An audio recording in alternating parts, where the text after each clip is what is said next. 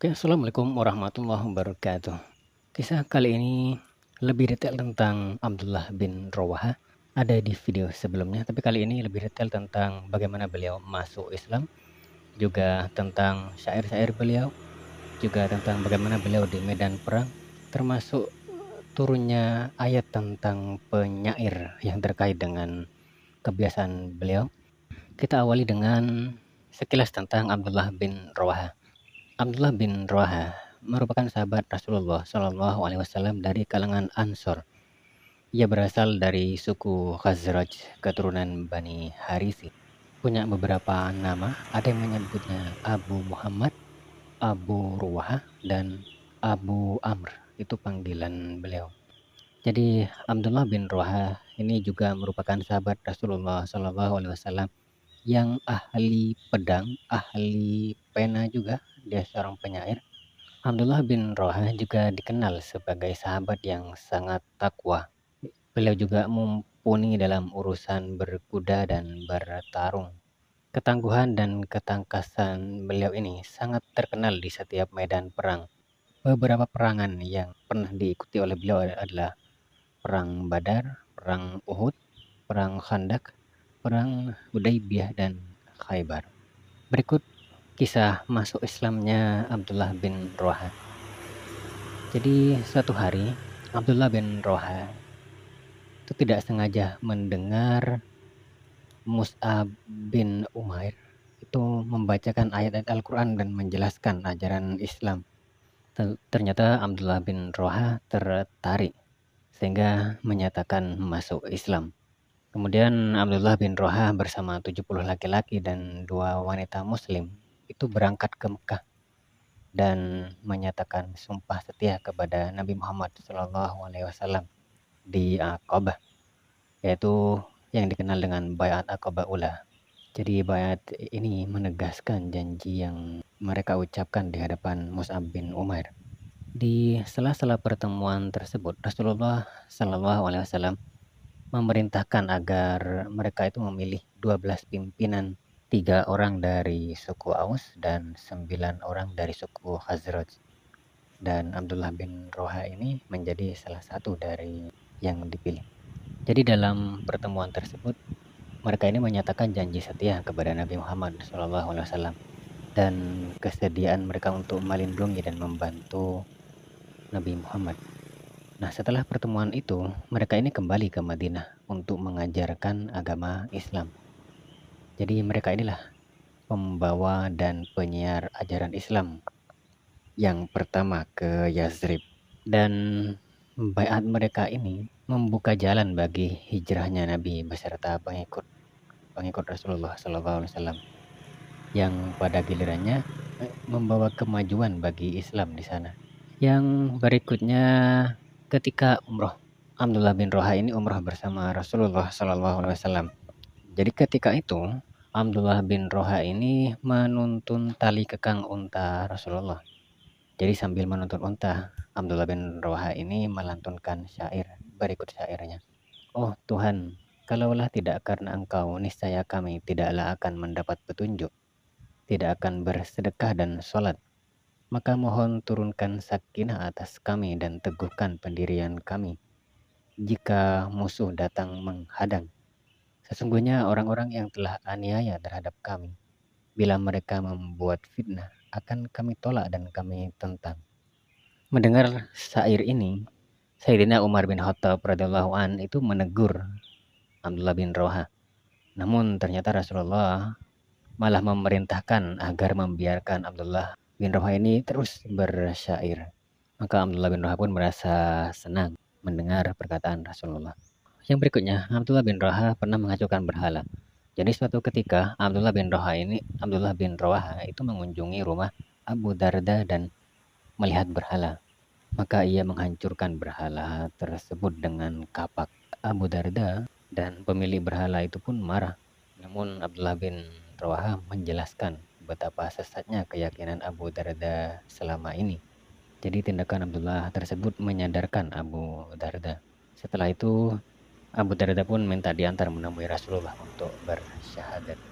Yang berikutnya kisah kejujuran Abdullah bin Rawaha. Jadi suatu ketika Rasulullah itu menugaskan Abdullah bin Roha untuk mengecek harta benda masyarakat Khaybar untuk keperluan penarikan jizyah atau pajak bagi penduduk non-muslim. Jadi saat itu Khaybar merupakan tempat tinggal kaum Yahudi. Maka Abdullah bin Roha langsung datang ke wilayah tersebut. Di sana ia memeriksa dan menaksir jumlah kurma yang masih menggantung di atas pohon milik masyarakat Khaybar. Jadi sesuai kesepakatan, masyarakat Khaybar harus membayar pajak karena tinggal di wilayah kekuasaan Islam. Ketika memeriksa jumlah kurma, masyarakat Khaybar itu mencoba memberi suap kepada Abdullah bin Roha. Mereka menyerahkan perhiasan dengan harapan Abdullah bin Roha mengurangi taksiran dan memberikan keringanan pajak.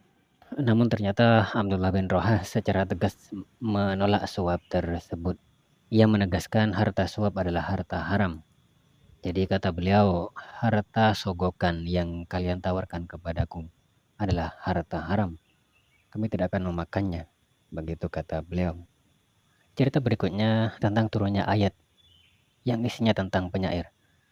Jadi suatu ketika Abdullah bin Roha ini sangat berduka ya, sedih karena turunnya ayat yang artinya dan para penyair banyak pengikut mereka orang-orang sesat.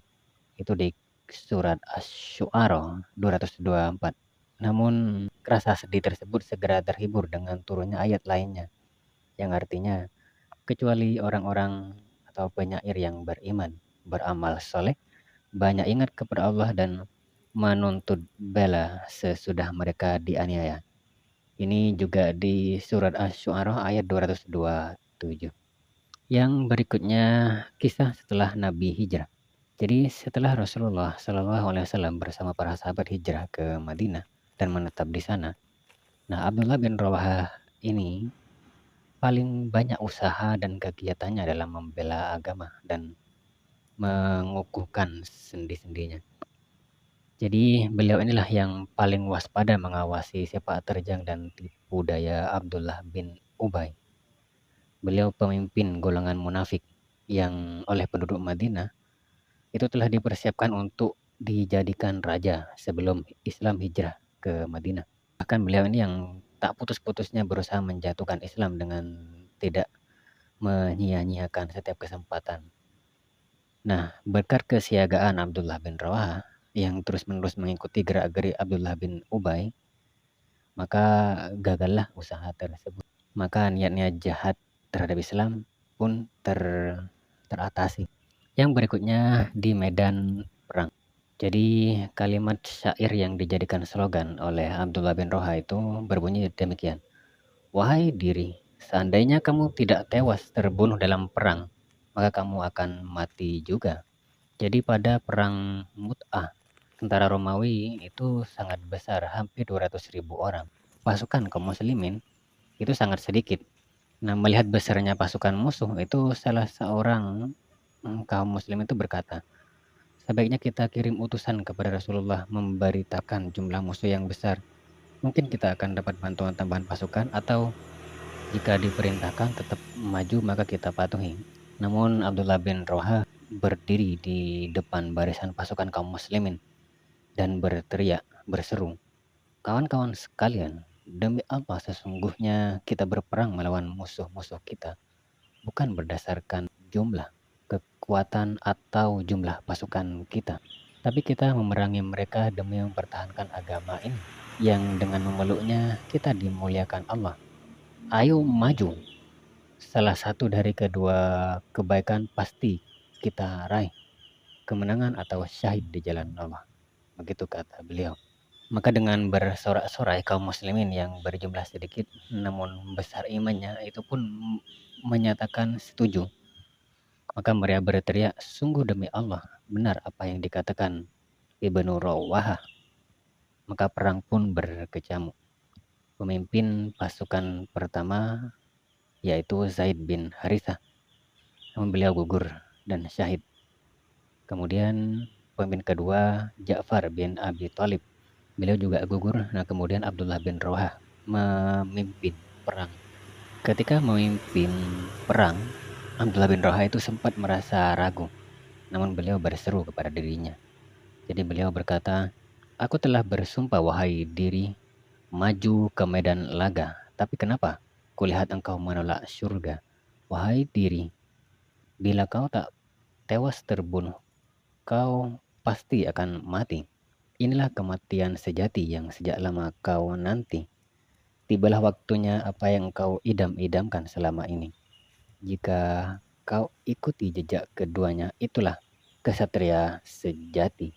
Yang dimaksud di sini adalah Zaid ya, dan Ja'far yang telah mendahului.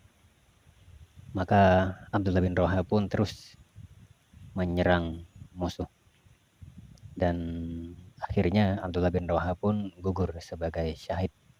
Nah, pada saat perang berkecamuk ini di Balqa di Syam, Rasulullah itu tengah berkumpul dengan para sahabat dalam suatu majelis. Tiba-tiba beliau itu terdiam dan air mata beliau menetes.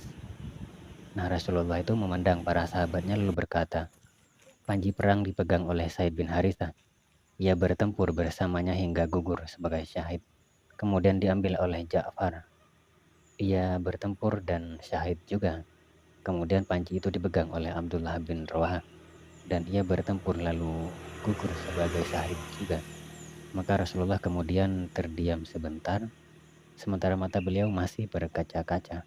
Namun tampak raut wajah bahagia, ketentraman dan kerinduan di wajah Rasulullah. Kemudian Rasulullah bersabda, "Mereka bertiga diangkat ke tempatku di surga." Sungguh luar biasa. Nah, demikian kisahnya.